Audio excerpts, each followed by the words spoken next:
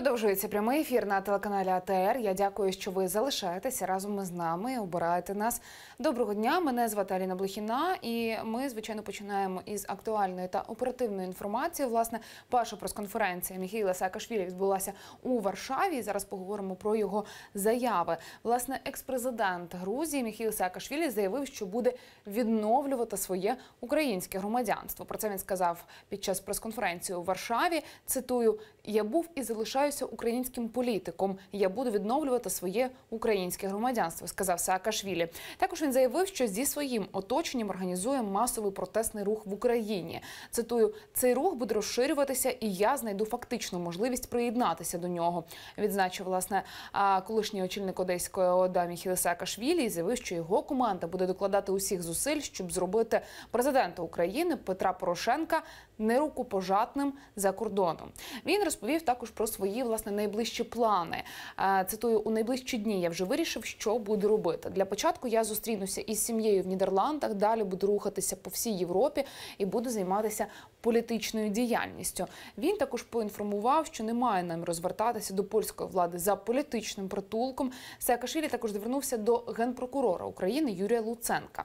Цитую: «Я звертаюся до невігласа Луценка, цього неука, хай він не намагається оголосити мене в розшук. Я не ховаюсь і вимагаю в нього допустити мене до слідчих дій і судових засідань. Я хочу, щоб мене запитували. Вони казали, що я не з'являюсь на допити. Абсолютна брехня. Лише один раз у п'ятницю, коли ми мали інформацію, що мене будуть захоплювати, я пішов до лікаря. У мене є довідка. У тій справі, що Курченко, що про державну зраду, я вимагаю справедливого суду. Вони так бояться, що я повернусь, що будуть оголошувати мене у розшук. Але якщо оголосять мене в розшук, то вони мають відповісти, чому я тут», сказав Саакашвілі. Власне, як відомо, близько 15-ї години 12 лютого напередодні Саакашвілі затримали у одному зі столичних ресторанів в центрі міста. Пізніше у Державній прикордонній службі повідомили, що видворили лідера партії Руху нових сил Міхеїла Саакашвілі до Польщі у рамках реадмісії. При цьому Саакашвілі мали допитати 13 лютого у Святошинському райсуді Києва у справі про розстріли на вулиці Інститутській у лютому 2014 року. Власне, сьогодні об 11:30 мало відбутися судове засідання у справи колишніх трьох екс-беркутівців. І якщо екс-президент Грузії Міхеїл Саакашвілі у найближчий час не з'явиться в Україні, прокуратура буде клопотати про відеоконференцію з ним для надання свідчень у справі колишніх спецпризначенців. Власне, про це повідомив прокурор у цій справі Яніс Сімонов. Він розповів, що прокуратура буде на зв'язку із представниками Саакашвілі в Україні. І як тільки колишній президент Грузії з'явиться в Україні, то до суду буде подане відповідне клопотання про призначення дати і часу для надання ним свідчень. Цитую: «Якщо ж його не буде і буде інформація про те, що він перебуває у якійсь європейській країні, звернемось до суду з проханням направити міжнародно-правовий запит у державу, де він перебуває, щоб провести відповідну відеоконференцію для того, щоб не втрачати час», заявив Сімонов. І також сказав про те, що, цитую: «Однак ви бачите, як розвиваються події. Учора ми намагалися його допитати, а сьогодні його вже немає на території України».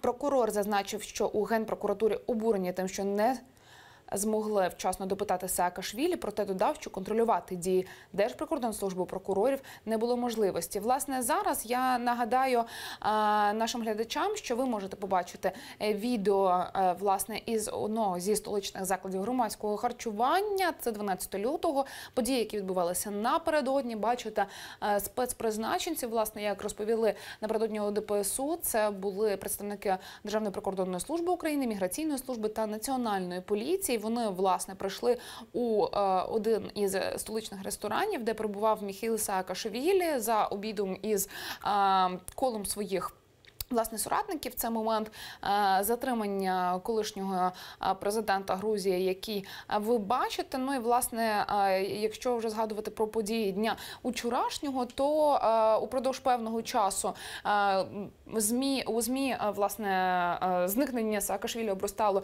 версіями. Була версія, що його екстрадують до Грузії. Власне, у Грузії його є кілька кримінальних проваджень, є навіть рішення судів, у яких Міхеїл Саакашвілі визнаний винним. Тож фактично екстрадиції до Грузії значило б його ув'язнення. Ну і також з'являлися версії про те, що його можуть доправити у Польщу, звідки, власне, він перетинав кордон. Це і відбулося. Процедура реадмісії – це, власне, процедура, за якою людину повертають до країни, з якої він приїхав. Власне, нелегальний перетин кордону, так це пояснили у Державній прикордонній службі України. Зараз з нами на прямому зв'язку телефоном Іван Слободяник, представник Руху нових сил. Пане Іване, доброго дня вам. Власне, розкажіть, будь ласка, останні новини про Міхеїла Саакашвілі. Чи зв'язувалися із ним, чи чули його прес-конференцію у Варшаві? І от, можливо, він вже розповідав своїм соратникам про його найближчі плани. Зокрема, говорив про те, що протестний рух в Україні продовжиться,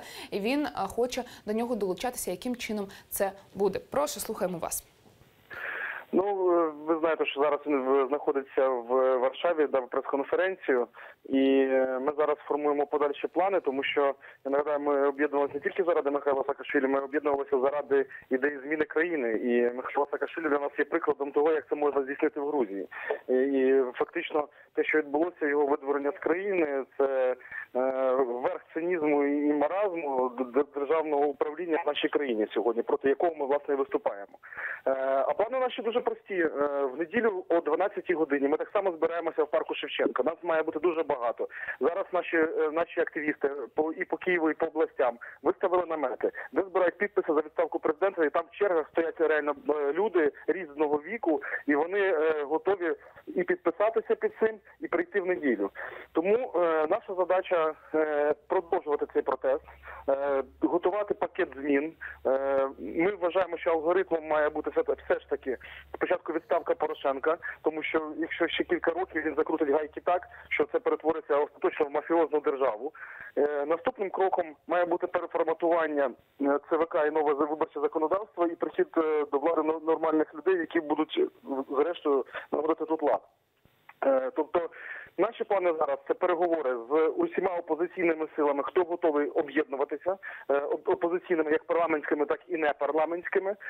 Це переговори з міжнародною спільнотою. Я думаю, що не було би щастя, до нещастя помогло. Зараз наявність Михайла Саакашвілі в Європі дасть можливість також апелювати до міжнародної спільноти щодо того свавілля, яке відбувається в Україні в політичному просторі, коли зараз просто можуть закритими очима, з мішком на голові видворяти з країни тих, хто починає критикувати владу і розкривати, називати конкретні прізвища, не абстрактно, а конкретні прізвища і процеси корупціонерів в вищих ешелонах влади. Тому ми також маємо зараз бути дуже уважні і обережні, щоб нас поодинці не повисмикували. І, власне, на цьому будемо концентруватися. Зараз точно є можливість для тих людей, яким, можливо, постать Михайла не була дуже там цікава, але вони виходили на марші протесту. Зараз точно вже питань не буде стояти, що той мені подобається чи не подобається. Зараз ми маємо об'єднатися навколо однієї простої ідеї. Зміцнення протестного руху для змін в цій країні і остаточного знищення укладу олігархату в цій країні. Пане Іване, а хтось із колег або, можливо, прибічників Міхеїла Саакашвілі поїхав до нього у Варшаву? От, власне, він дав прес-конференцію. Що він буде далі робити? Хтось присутній разом із ним? Бо от Юрій Дерев'янко напередодні говорив про свої можливі плани полетіти до Польщі. Чи відомо вам, хто знаходиться, чи знаходиться хтось із Міхеїлом Саакашвілі у Варшаві наразі? Ну, я знаю, що є частина команди, яка забезпечує йому взаємодію з засобами масової інформації. Юрій Дерев'янко також мав поїхати. Я зранку не спілкувався з Юрієм, тому я, на жаль, не можу сказати, що він зараз знаходиться в Варшаві чи ні. Скажіть, будь ласка, традиційно от на цю неділю, 18 лютого, була запланована хода представників Руху нових сил, прибічників ідеології Міхеїла Саакашвілі і його команди. Скажіть, будь ласка, хто очолить, бо завжди очолював, власне, цю ходу і виступи завжди робив безпосередньо сам пан Міхеїл Саакашвілі. Хто це буде робити у неділю? Ви вже вирішували це питання? У нас немає жодного порядку очолювання ходи. У нас залишиться та сама команда, яка була на чолі ходи разом з Михайлом Саакашвілі. Це Давид Сакверлідзе, Юрій Дерев'янко, це і наші колеги з руху визволення Семен Семенченко, Єгор Соболєв, Ольга Галабала, наша координатор партії Рух нових сил. І також наші аксакали, які до нас доєдналися, це Володимир Лановий, Степан Хмара. Так само, я думаю, всі будуть разом, так само, як і Олег Даній разом з нами був того разу. Тому, я думаю, склад залишиться той самий, можливо, і навіть і розшириться. Я думаю, що ми зараз будемо говорити також з парламентськими опозиційними силами, щоб вони вийшли і публічно висловили свій протест, тому що це стосується і їх, це стосується передусім політичних лідерів сьогодні і громадян в цілому. Тому що якщо так можна розправлятися з політичними лідерами, публічними особами, які колишніми президентами, то що говорити про простих людей? Тому це сьогодні має бути об'єднавчим фактором і каталізатором для того, щоб ми єдиним фронтом стали на чолі колони і йшли маршем. Пане Іване, як ви гадаєте, чи є ймовірність того, що Міхеїл Саакашвілі збирається повернутися незабаром в Україну? Чи говорив він про такі плани? Я думаю, що повертатися Михайлу Саакашвілі треба таким чином, щоб це, по-перше, було безпечно, по-друге, щоб не створювати знову прецедентів для маніпуляції, як так званий прорив кордону, якого не було насправді ніякого прориву, був нормальний перетин, яким продовжували маніпулювати весь цей час. Тому будемо дивитися зараз по ситуації. Пане Іване, я вам дякую, що ви знайшли час, долучилися до нашої розмови. Іван Слободяник, член політради Руху нових сил, був разом із нами на прямому зв'язку телефоном. Власне, дізналися у нього деталі і плани Руху нових сил і соратників Міхеїла Саакашвілі на найближчий час. А зараз я вже рада представити вам гостю цієї ефірної години. Це Тетяна Ніколаєнко, головний редактор «Інсайдер». Пані Тетяно, доброго дня. Власне, почали ми вже обговорювати те, що відбувалося напередодні, і от вже сьогодні Міхеїл Саакашвілі дав прес-конференцію у Варшаві. Хотілося б, звичайно, ваш коментар почути за підсумками того, що ми побачили упродовж останньої доби. Ну, якщо для влади було дійсно бажання позбутися Міхеїла Саакашвілі і видурити його з країни, то це буде дуже важко, тому що я це вже не раз повторювала на ефірах. Для Саакашвілі немає іншого способу вижити як політику, ніж залишатися в Україні. Навіть в Грузії для нього це буде складніше, оскільки там є судові процеси. Скоріше за все, там теж буде задіяна репресивна машина, яка десь закрутить його в судах. Це буде довгий процес. Тому простіше йому повернутися в Україну. Те, що він говорить ці 2 дні, те, що він сказав по прильоту у Варшаву, те, що він сказав сьогодні на прес-конференції, свідчить про те, що так, він намагатиметься повернутися. Можливо, пройде якийсь там час, місяць, можливо, навіть менше. Він там збирається силами, продумує якісь варіанти і буде повертатися. Тому що інакше для нього немає політичного майбутнього. А бути лектором в якомусь навіть американському університеті навряд чи це майбутнє для Саакашвілі, як він собі це уявляє. Інакше б він вже прийняв тоді таку долю, залишився в США, читав лекції, десь інакше впливав на навчання демократії, там, розбудову демократичних процесів. Це були б, можливо, якісь фонди, інша сфера діяльності, можливо, навіть підтримка якихось там програм з реформування там тих чи інших галузей, але не активна політична діяльність з вимогою імпічменту президента України. Якщо він ставить вимогу імпічменту президента, якщо він говорить про те, що я повернуся, я позбавлю влади Порошенка, то, вочевидь, він буде все робити для цього.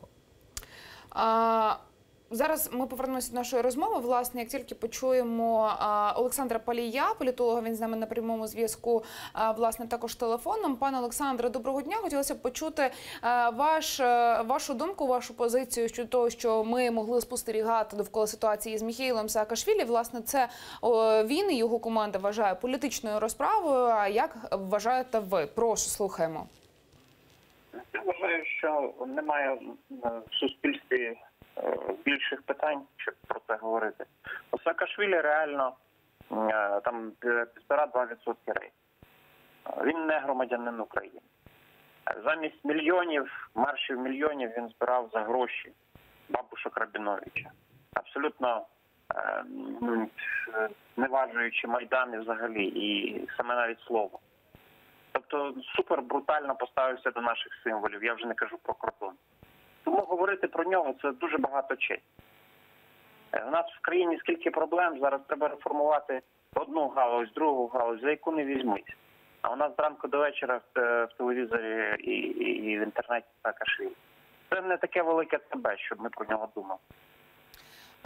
Власне, хотілося б додати інформацію, що і Європейський Союз стежить за розвитком ситуації навколо депортації екс-президента Грузії Міхеїла Саакашвілі. Власне, про це йдеться у коментарі речниці Європейського Союзу, наданому виданню «Європейська правда». Власне, сказано про те, що ЄС продовжує стежити за ситуацією довкола Саакашвілі, сподіваються на верховенство права, як і права Міхеїла Саакашвілі, що вони будуть надалі дотримані. Чи були порушені, на вашу думку, права під час затримання Міхеїла Саакашвілі і от процедури реадмісії, яка була здійснена? Ні, не були порушені права, тому що це було здійснено після рішення суду, абсолютно легітимним.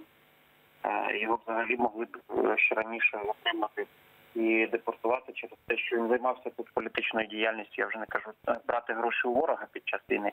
Але взагалі іноземці не мають права займатися політичною діяльністю. Знаєте, зараз є в Ізраїлі закон, діє. Ті люди, які потрапили незаконно в Ізраїль, вони мають два вибори. Або негайно забратися з країни, або сісти назавжди в ізраїльську тюрму. От уявіть собі, якби ще люди, іноземці, які туди прийшли, ще почали б на ізраїльську політику впливати. Що б їм було? Зразу тюрма назавжди. Звичайно, що всі права були дотримані, і наші правоохоронці продемонстрували на всіх етапах цієї ситуації просто чудеса витримки і толерантності. Пане Олександре, на яку реакцію Заходу ми можемо очікувати, якщо Європейський Союз заявляє про те, що він стежить за цією ситуацією? Чи слід чекати, на вашу думку, критики у бік України, власне, у контексті цієї ситуації з Саакашвілі? Та ні, абсолютно ніякої критики не буде. Вже це питання вирішено Заходом давним. Пане Олександре, дякую вам, що ви знайшли час, долучилися до нашої розмови. Політолог Олександр Палій був з нами на прямому зв'язку телефоном наживо. Повертаємося до розмови у студії. От, пані Тетяно, знаєте, мені цікавий такий момент, що якщо ми говоримо про повернення, так, потенційне повернення Міхеїла Саакашвілі в Україну, то що чекає його навіть у контексті його політичної діяльності, якщо Генеральна прокуратура виходила, заявляла про те, що фінансування протестним акціям надавав Курченко, то якщо, до прикладу, Саакашвілі повернеться в Україну, чи не буде це, чи не потягнеться за собою пришвидшення, власне, розслідування цієї справи? Я думаю, що це навряд чи вплине на розслідування цієї справи, тому що все-таки береться конкретний епізод, де фігурували розмови Курченка і Саакашвілі. Я сумніваюся, що вони продовжують спілкуватися після того епізоду. Чи знайде Генеральна прокуратура свідків за цей час? Можливо, якраз відсутність Саакашвілі в країні, вона справить більше вплив на слідство, і свідки дадуть свідчення в цей період. А як вирішуватиме ГПУ потім питання, чи будуть просити про міжнародну правову допомогу і знову екстрадувати Саакашвілі в Україну, чи це буде прохання про заочне досудове слідство? Поки що Генпрокуратура не дала свої офіційні позиції, тому ми можемо лише фантазувати з цього приводу. Наскільки мені відомо, він дав якісь свідчення в цій справі. Не можу сказати, що вони дуже посутні. Свідчити проти себе Саакашвілі в будь-якому випадку, посилаючись на Конституцію України, не буде. Тому його відсутність чи присутність от в цьому епізоді взагалі не грає ніякої різниці. В питанні свідків, можливо, вони зараз будуть навіть більше говорити, ніж коли б він був в Україні. Тому так. Ще один момент, логіку якого хотілося б зрозуміти, це, власне, справа колишніх беркутівців. Ми вже згадували про неї сьогодні, де Міхеїл Саакашвілі мав би свідчити безпосередньо сьогодні під час судового засідання щодо так званих грузинських снайперів. І от його напередодні видають, скажімо, за межі України, і тепер прокурори говорять про те, що будуть намагатися зв'язатися з ним шляхом відеоконференції. Якщо він приїде, то будуть визначати дату та час судового слухання, щоб він дав свої покази. Чи от вкладаються, власне, учорашні події, чи вкладаються вони от в логіку того, про що ми з вами говорили, і от те, що, знову ж таки, ще одна справа, у якій Саакашвілі мав би давати покази? Я думаю, що вони скоріше вкладаються в логіку, що наближається 20-22 лютого, дні розстрілу майданівців. Очевидно, що Саакашвілі їх би використовував для своїх акцій протесту, виходив би на мітинги. Це було б неприємно владі, і вона б всіляко намагалась цього уникнути. Тому, можливо, так його і екстрадували десь посередині між рішенням апеляційного суду, яке було 5 лютого, і цим датою наступного суду. Чесно кажучи, я не вірю в якусь юридичну перспективу цієї заяви Рабіновича, з якої виникла ця справа, з італійського фільму про грузинських снайперів. Мені здається, дуже багато маніпуляцій в цьому політичних фільмі, так званому розслідуванні.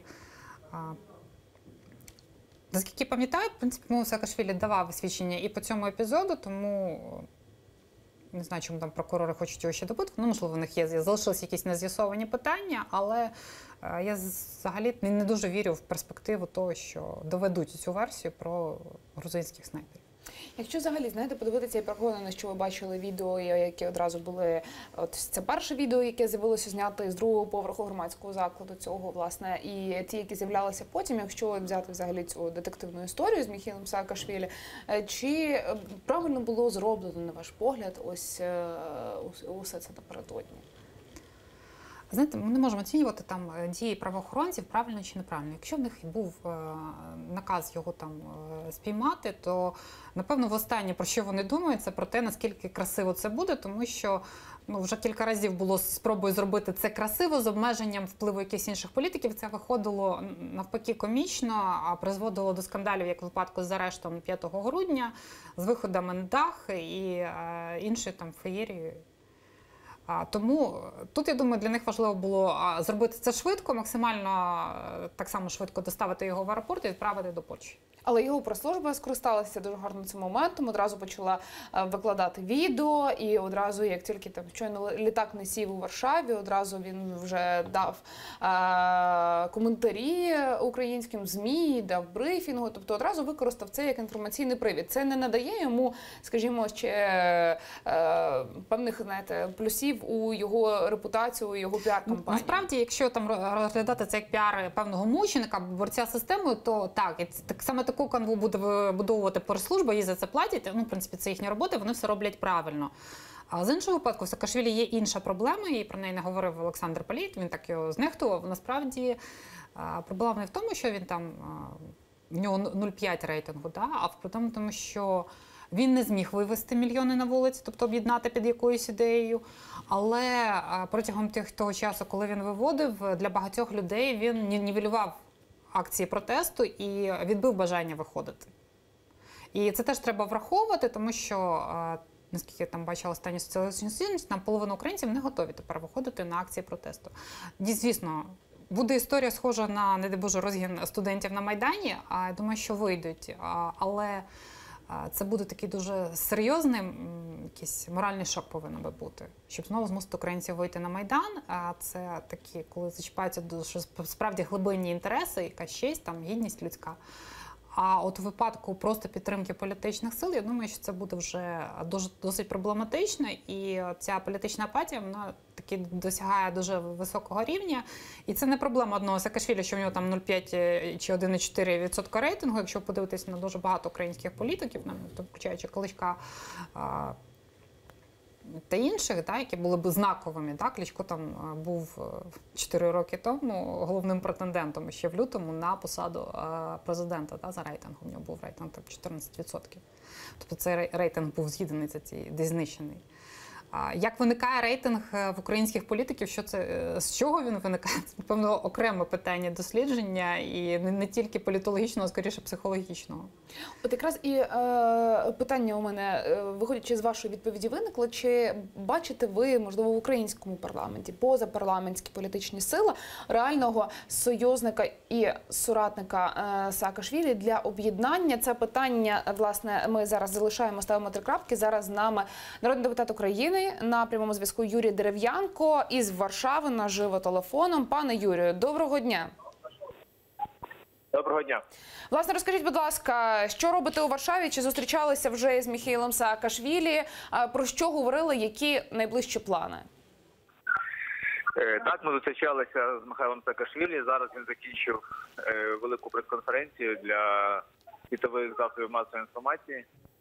І він відповідав на їхні запитання. Він говорив про те свавілля, яке відбувається в Україні, про політичні переслідування, про порушення прав людини, Конституції і взагалі про те, що така клептократична влада, для неї природні, мабуть, створювати, побудовувати диктатуру для того, щоб отримати при владі.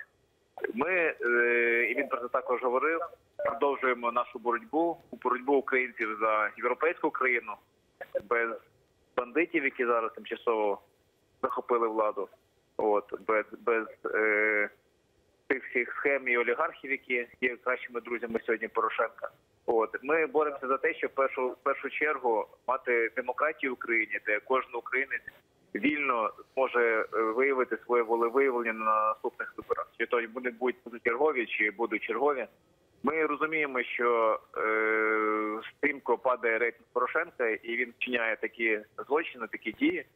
І ми 18 числа робимо всеукраїнську акцію, не робимо, а підтримуємо наших активістів, громадян України на всеукраїнській акції. І вимога дуже чітка і зрозуміла. Порошенко має піти добровільну відставку.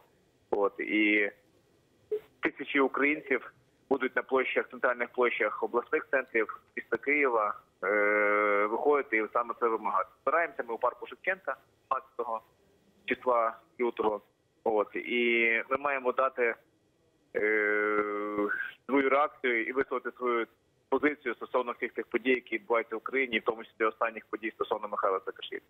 Пане Юрію, от ви вже згадали про прес-конференцію Михайла Саакашвілі великого. Власне, він, окрім планів побачитися з родиною і, власне, займатися політичною діяльністю у Європі, сказав, що планує повертатися до України. Ви в Україну будете повертатися один чи вже з Михайлом Саакашвілі? Безумовно, я буду повертатися зараз один, але Михайло Саакашвілі також повернеться в Україну. У мене сумнівів в цьому ніяких немає. І це станеться або швидше, або пізніше, але це обов'язково станеться. І ви знаєте, взагалі Україна має бути країною, яка не переслідує своїх політичних опонентів і де будь-який громадянин будь-якої країни, який підтримує країну, який хоче бачити країну успішною, європейською, процвітаючою, він має право працювати і жити в Україні. А зараз складається така ситуація, що навіть в самій Польщі, я зараз перебуваю в Варшаві, і на таксисти бачу і українці, багато українців на вулицях зустрічаю. І взагалі, навіть за дослідженнями в Польщі, українці виявляються, у нас тут є практично другою потужною силою, потужніше за оцінками експертів, навіть чим власне президент Польщі. Це означає, що українці тікають з власної домівки, з своєї країни, їх просто вичавлює ця клептократична влада, Порошенко. І вони шукають кращу долю за кордоном. А вони, наші мають мати цю долю в Україні. Пане Юрію, скажіть, будь ласка, крім вас, хто ще полетів до Варшави і з якою метою? Тобто це був візит, приїзд до Михайла Саакашвілі, щоб виробити подальший план дій, чи для чого ви туди полетіли? І хто разом із вами там присутній ще, скажіть, будь ласка? Зі мною ще присутні кілька активістів, які прилетіли, але це очевидно, що коли людину викрадають на вулиці, і яка навіть не могла взяти якісь свої речі і все інше, то очевидно, що треба як мінімум допомогти і привезти йому певні якісь речі, і поспілкуватися, і обговорити план дій. Це абсолютно очевидні речі. І плюс велика кількість уваги тут приділяється пану Михайлу з усього світу, і журналісти, і політики різних рівнів. Тому насправді боротьба починається і продовжується. І те, що ж Порошенко в такий брутальний, незаконний, неконституційний спосіб викинув свого головного політичного опонента, це означає для нього, що пан Саакашвілі, знаєте, десь зник з політичної боротьби. Навпаки, буде ще більше докладати зусиль для того, щоб Україна змінювалася. Пане Юрію, дякую вам. Почули вас. Спасибі за те, що знайшли час і долучилися до нашого ефіру. Юрій Дерев'янко, народний депутат України, був з нами наживо на телефонному зв'язку із Варшави. І от ми закінчили з вами, пані Тетяно, на питанні, чи є у Саакашвілі в Україні реальний, бодай не друг, а реальний колега, який може з ним об'єднатися, якась політична сила, хтось із лідерів, тому що і, от, знаєте, Юлія Тимошенко напередодні висловилася на цю тему і на підтримку безпосередньо Міхеїла Саакашвілі. Чи слід йому тут шукати політичних партнерів для посилення своїх позицій? Насправді, інтереси Саакашвілі могли б збігатися або не збігатися з певними українськими політиками. Ви вже згадали Юлію Тимошенко. Вона підтримувала його вчора, але вже коли, як хтось зауважив, літак Саакашвілі полетів, вона була з ним тоді, коли він перетинав кордон. Після того вона відійшла на такий другий план, оскільки, в принципі, інакше би вона працювала на Саакашвілі. Саакашвілі був би локомотивом, для Тимошенко це не потрібно. В неї своя мета президентства, вона лідер, тому, скоріше за все, вона використовуватиме Саакашвілі справді для того, щоб доводити те, що президент – диктатор, що він якось розправляється зі своїми опонентами. Вона полюватиме до свого минулого і того, як її ув'язнював Янукович, проводити між цим паралелі, вона з цим гратиметься. Хто може бути дійсно партнером, соратником Саакашвілі? Це ті політики, які не мають лідера, який би міг повести їх за тобою. Тому була співпраця і громадських активістів, і тієї групи єврооптимістів, в яку ходить і Мустафа Найєм, Сергій Лещенко, Саакашвілі, оскільки вони сподівалися, що він стане тим локомотивом, який розкрутить, можливо, їхню майбутню політичну силу, і це дозволить їм знайти новий шлях, зайти до парламенту, тому що очевидно, що з БПП вони більше сюди не потраплять. Нової партії, як такої, ми не бачимо. Демальянс, до якого вони входили, наскільки я розумію, на сьогоднішній день вони всі вже вийшли з політради.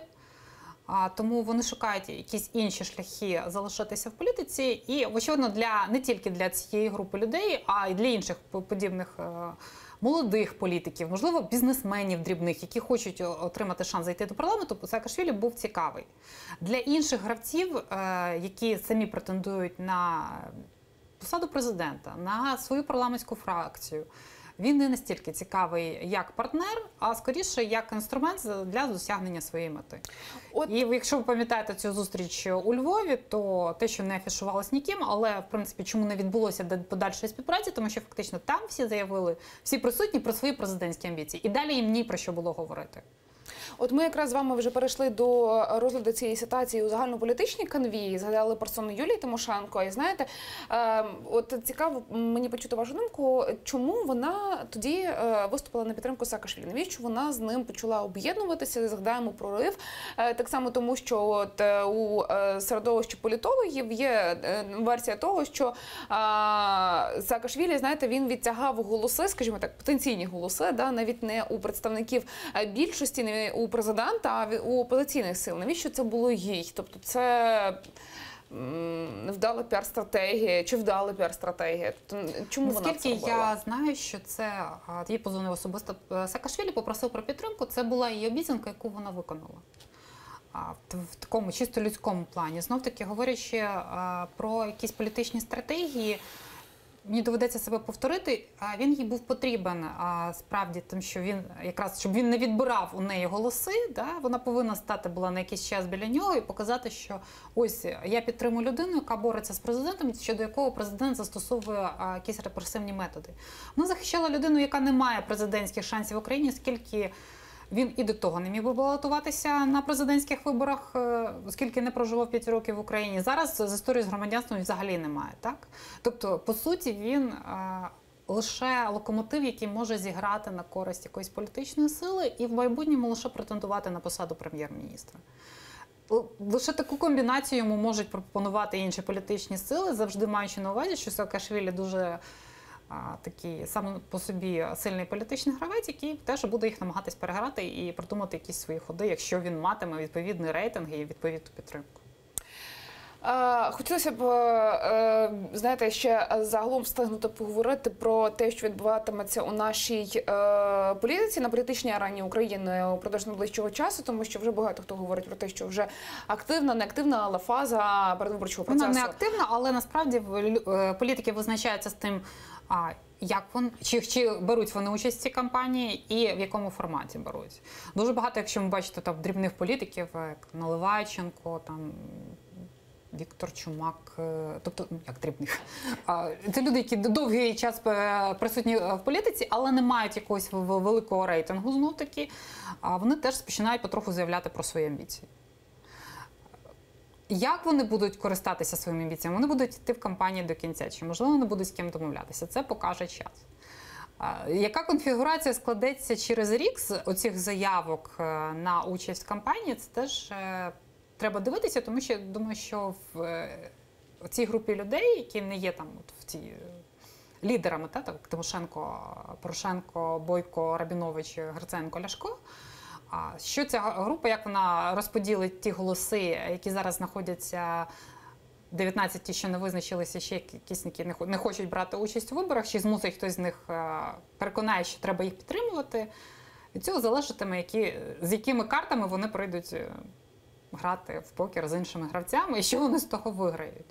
А що буде із силами президента і із силами Народного фронту? Тому що, якщо, до прикладу, із президентською, скажімо, більшістю кандидата ми бачимо, він є, це чинний президент Петро Порошенко, то що от відбувається між ось цим тісним колом і з Народним фронтом? Тому що цікаво... Вони приречені бути поки що разом, так? Але є група, яка умовно вже зараз переорієнтувалася на президента, оскільки вона розуміє, що інших шансів немає. Це група Турчинова, і тому йде, в принципі, вже, я так розумію, досягнути домовленості, тому що Турчинов очолює штаб президента, він десь проводить якісь там наради, десь щось намагається напрацювати в цьому напрямку. Є окремо Арсеній Яценюк і Арсен Аваков, в них і залишається ідея політичної реформи і посилення посади прем'єра. В цьому їм суттєво підіграє прем'єр Володимир Гройсман, який, вочевидь, має свої амбіції. Він не говорить зараз не оголошує їх вголос, так? Він говорить, що він з президентом, він як президент, але насправді всі його дії, якщо дивитись на його заяви, то це така викристалізація окремої одиниці Володимира Гройсмана. По-перше, він переорієнтовує на себе депутатів Верховної Ради, і ми, якщо дивимося на голосування за бюджет, на якісь інші закони, то дуже часто Володимир Гройсман знаходить більшість голосів там, де її не може знайти президент. В тому числі там в групі «Відродження», яка раніше допомагала, в них зараз набагато кращі контакти з Гройсманом, ніж з президентом.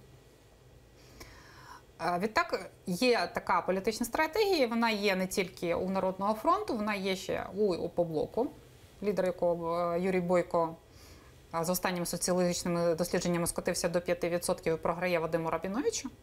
Вони теж готові підтримати ідею політреформи. В плані, що з тих, можливо, сподівань, що завжди прем'єра легше контролювати більшості, якщо справді виписати правильну Конституцію, то в цьому плані, ніж контролювати всенародно обраного президента. Тому всенародно обраному президенту можна урізати права до рівня Віктора Андрійовича Ющенка, і тоді вся гра зосередиться в парламенті, а це буде такий собі прем'єр Віктор Федорович Янукович. ЦСК 2006-2007 року. Ви говорите от якраз про те, що Гройсман грає самотужки окремо від президента. А чи може він зіграти із, до прикладу, тим самим Арсенієм Яценюком? Щоб кандидат від Народного фронту, він був умовний кандидат від Народного фронту. Можливо, якщо зараз соціологи почнуть ставити окремо Володимира Гройсмана в свої дослідження, в нього там буде 4% рейтингу, і подивимося, як він буде рости, причому як на це будуть впливати перемовини з переговором, потенційний ріст цін на газ, перспектива того, що ми повинні віддавати велику кількість боргів МВФ і не тільки. Тобто прем'єрство Гройсмана і так само його подальші політичні амбіції дуже сильно залежать від того, наскільки він буде успішним прем'єром, наскільки було до нього доброзичливою удача, наскільки буде хороша економічна ситуація, від цього буде залежати, чи є в нього шанси, чи немає.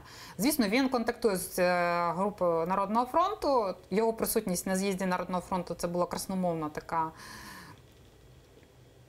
подача того, що є, та, що ми можемо домовитись і тут, і от так. Якщо ви нас не чуєте, пане президент, то конфігурація може бути інша. Як такий завуальований шантаж, це дійсно існує. Як захист інтересів, так. При цьому кожен з них має свої інтереси. Пані Тетяно, тут будемо ставити 3 крапки, споглядати разом за цим процесом. Я вам дякую за розмову, за візит до нашої студії. Тетяна Ніколаєнко, головний редактор «Інсайдера», була разом із нами упродовж останньої ефірної години. За 5 хвилин прямий ефір телеканалу АТР продовжить «Заман» кримсько-татарського викладі Шевкета Наметулаєва. Згодом повертаємося у цю студію. Залишайтеся разом з АТР.